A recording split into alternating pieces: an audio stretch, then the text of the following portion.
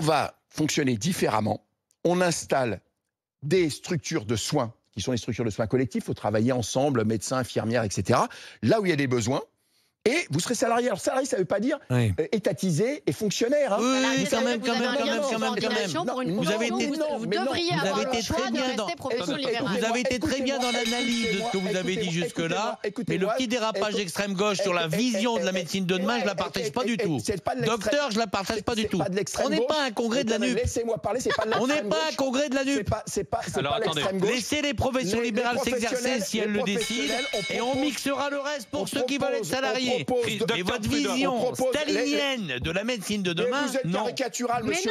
Mais non, ce que l'on propose, le salariat que l'on propose, monsieur, le salariat que l'on propose, on l'impose pas. Ça peut être effectivement le public, un centre de santé qui est rattaché à un hôpital, à une collectivité locale. Et on propose aussi, parce que c'est la réalité de la France et on a vu qu'il y avait des limites au système complètement étatisé en Grande-Bretagne en particulier, que ça soit sous la forme de coopérative qui est gérée par les professionnels. Mais la différence, qui pose problème aujourd'hui, et y compris les économistes libéraux le reconnaissent, c'est que la rémunération à l'acte ne permet pas aujourd'hui de prendre en charge correctement les patients, qui sont des patients avec des maladies chroniques, qui nécessitent une prise en charge collective. Donc il ne peut pas y avoir un acte pour le médecin, un acte pour l'infirmière, un acte pour le kiné. On empile tout ça. C'est hyper compliqué, ça crée de la suradministration.